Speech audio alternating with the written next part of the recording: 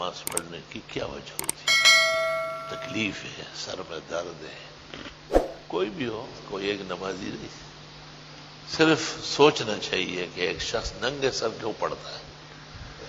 ایسا ہے جس طرح کوئی لمبی قمیض پہن لے، شلوار گر رکھ کے آ جائے تو پاگل سمجھا جائے گا نا، دیوانہ ہے، دماغ خراب ہے. نماز تو ہو جائے گی، گھٹنوں سے نیچے ڈھکا ہوا ہے، یا شلوار اوپر گھسیٹ لے، ناف ڈھک لے اور قمیض گر رکھ کے یا گاڑی میں رکھ کے ادھر آ جائے.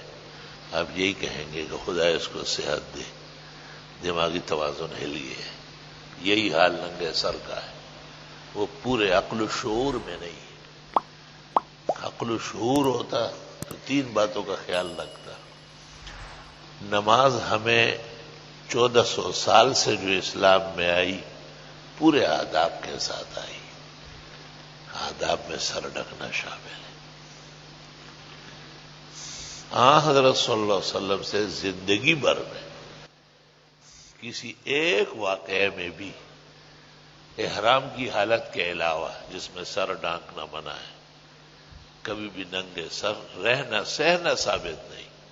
فقہا کہتے کھانا کھاتے ہوئے بھی سر پہ ٹوپی رکھ لیں، بیت الخلاء جاتے ہوئے بھی سر کپڑے سے یا دوسری ٹوپی سے ڈھانک لیں. رات کو سوتے وقت بھی کاملین اور فاضلین اللہ کے نیک اور متقی بندے سر پر صافہ باندھتے. تیسری بات یہ کہ تمام فقہا اور محدثین کا اس پر اجماع و اتفاق ہے کہ سر ڈھانکنا، سر پہ ٹوپی رکھنا، اوپر صافہ ہونا یا دونوں میں سے ایک پر اکتفا کرنا درست اور صحیح ہے، مناسب ہے. تو جب بھی ننگے سری نماز پڑھے تو اس کو تین باتوں کا خیال کرنا چاہیے. 1400 سالہ اسلامی عمل کے خلاف چل رہا ہوں، پیغمبرانہ سنتوں کی خلاف ورزی قصدن کر رہا ہوں.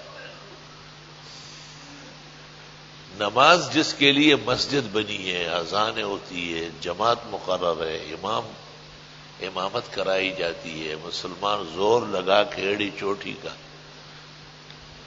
جماعت میں شریک ہونا چاہتے ہیں، ایک کا ثواب 25 گنا 27 گنا آیا ہے.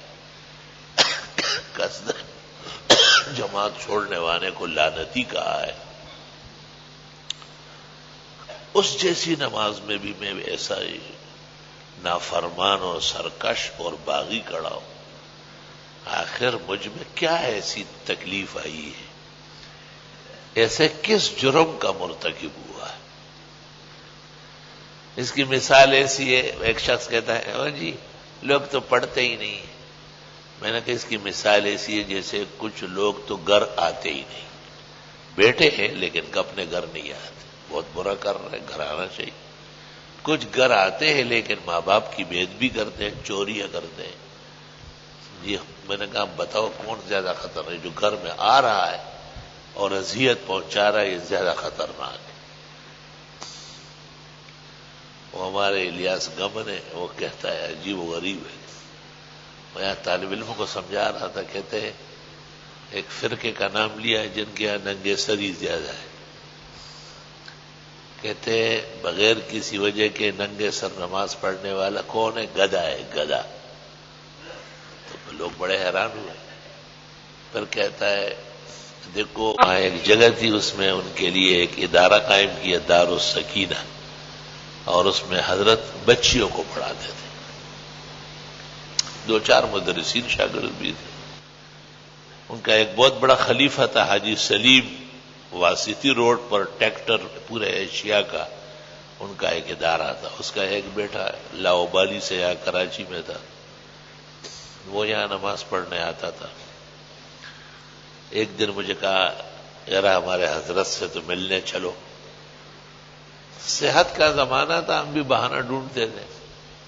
ہم ان کے ساتھ ملتان روانہ ہو گئے. ملتان چلے گئے.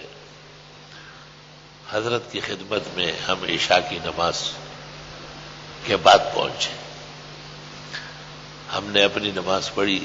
ان کو پتہ چلا، انہوں نے کھلوایا کہ آپ لوگ کھانا کھائیں گے ہم نے کہا ہم کھانا راستے میں کھا چکے ہیں. انہوں نے کہا تو بستر تیار ہیں، مہمان خانہ ریڈی ہے، آپ لوگ آرام کریں، فجر میں ملاقات ہوگی. بزرگان دین اس کا بہت زیادہ خیال رکھتے ہیں کہ رات کو سویرے سوئے. یہاں ایک ڈاکٹر آتا تھا بہت بڑا ڈاکٹر، A1 ڈاکٹر تھا، خاص کر یہ سینے چیسٹ کا اسپیشلسٹ اور سرجن تھا. ایک موقع پر کوئی تکلیف تھی، ڈاکٹر سمد نے ان کو خط لکھا کہ مجھے حضرت کا چیک اپ کر کے امیجیٹلی رپورٹ چاہیے. تو ان سے پھر میں ملا آغا خان جا کے تو توبہ توبہ، یہ تو بڑی مجھ سے زیادتی ہو گئی، مجھے وہاں آنا چاہیے فجر میں. فوراً وہ فائل آگے پیچھے کیا کہ نہیں مجھ سے ملنے آیا ہے، بیمار نہیں. اور تو ایک موقع پر میں نے ان کو فون کیا، حضرت عشاء کی نماز ہماری مسجد میں اتنے ٹائم پر ہے، اور میں اور میرا بیٹا گھر آ کے گھر والی بیٹی سب آرام کرتے ہیں کیونکہ صبح سے پہلے اٹھنا ہوتا ہے. ڈاکٹر ہو کے انگریزی پڑھ کے اس وقت بھی امریکہ میں ہے. میں نے کہا دیکھو اوقات کی قدر کیسے جانتا ہے. یہ نیک لوگوں صالحین کا طریقہ ہے کہ وہ فجر کے لیے اور سحری میں اٹھنے کے لیے راتوں کو بچاتے ہیں. لوگوں نے لوگوں کو ایمان سے روک کے رکھا ہے اغراض دنیا کے لیے. آپ یقین کر لیں کہ وہ مسٹر براؤن اس کے لیے تیار ہوا کہ اس نے کہا ایسے کپڑے کہاں سلتے ہیں، میں بھی اس طرح پہنوں گا، بالکل عیسیٰ علیہ السلام نظر آؤں گا. ان کو یہ اندازہ ہو گیا کہ عیسیٰ علیہ السلام نہ داڑھی مونڈا تھا، نہ پینٹ پتلون میں تھا، اور نہ لچر کچر تھا. وہ اللہ کے پاک پیغمبر متقی و پارسا تھا. میری گزارش یہ ہے کہ بعض باتیں سرسری ہوتی ہے لیکن ان کی بنیادیں مضبوط ہوتی ہیں. جس بات کی بنیاد مضبوط ہو وہ خود اثر کرتی ہے. اس کے لیے تصنع، بناوٹ، جال سازی، مکر کی ضرورت نہیں ہے. صاف ستھرا لفظوں میں آپ ایک مسئلہ بیان کر لیں کہ بڑی سنتوں میں سے ایک سنت سر ڈھکنا ہے. مردوں کے لیے سنت ہے، عورتوں کے لیے فرض ہے. اس عورت کو شیطان کہا ہے جو بغیر دوپٹے کے گھومے پھرے اور پھر گھر میں پلوؤں کے سامنے. مجھے جیاز میں ایک لڑکی کہتی ہے میرے لیے دعا کریں گے؟ میں نے کہا کروں گا. کیا دعا کر؟ میں نے کہا یہ دعا کروں گا کہ اللہ آپ کو اپنے گھر پر حجاب اور نقاب دینی مسلمان عورت کی طرح عزت کی زندگی نصیب فرمائے. سمجھ گئی. کہا دوسری؟ میں نے کہا اللہ آپ کا ایمان سلامت کرے. تیسری آپ کی آنے والی زندگی پرسکون بنائے.